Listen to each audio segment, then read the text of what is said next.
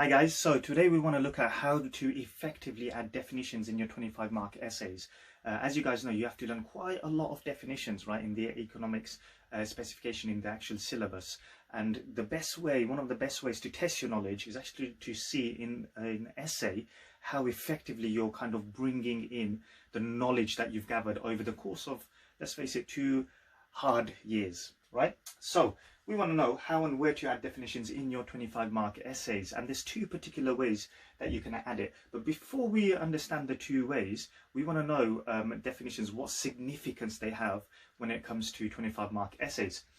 So definitions form part of AO1, which is also known as knowledge, KN, and it can actually get you up to 4 marks. So when you look through like the mark schemes when it comes to the AQA Economics specification, you'll notice that the AO1 marks can get you up to 4 marks. And one of the best ways to display your knowledge is through definitions. And you can potentially define 3 to 4 definitions in your essay.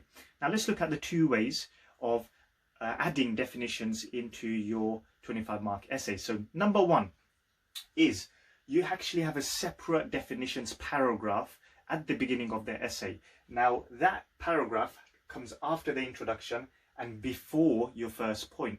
So it comes after the introduction, so you introduce what you're going to be doing in your essay, but then it comes before your first point. So you have like your second paragraph, which would be full of 3 to 4 accurate and relevant definitions. And these definitions have to be, of course, related to the question.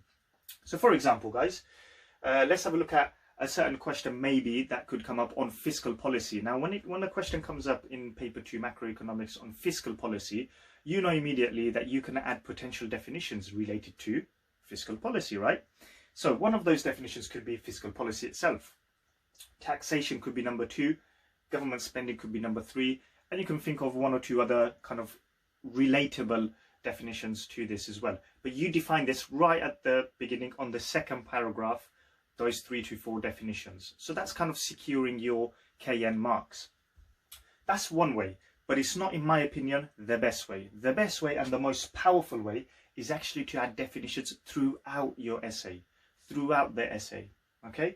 So, for instance, you have a question maybe on monetary policy, right? And you can define monetary policy when you come across monetary policy itself, interest rates, money supply, but that's throughout the essay, okay? Not just like a separated paragraph, but when you develop your answer, right, in a point, and you say monetary policy is this, you know, you define it, then you come across, okay, interest rates is an instrument, is an example of monetary policy, and then you define interest rates. You come across, then you talk about money supply, for instance, you define money supply, but you do it throughout the essay and not just necessarily one whole paragraph.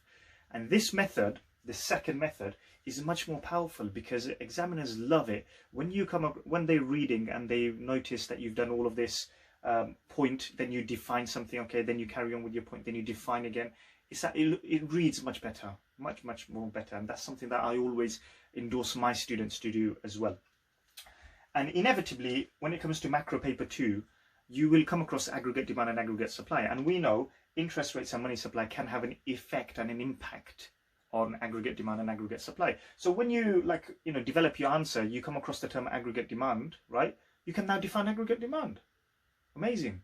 And then if you talk about aggregate supply, you can define aggregate supply, but you're doing it throughout the essay, okay? So this, in my opinion, is the best method to define 3 to 4 times, i.e. 3 to 4 definitions throughout your answer. Some students go for more definitions, as long as they're accurate, go for it, you know, and that's how you can accrue more marks, and it looks very favorable. Your essay will read much better as a result. So my opinion is throughout the essay, definitions, when you come across the term, you define it, getting and banking those AO1 marks 4 hopefully altogether. So with that, wish you all the best.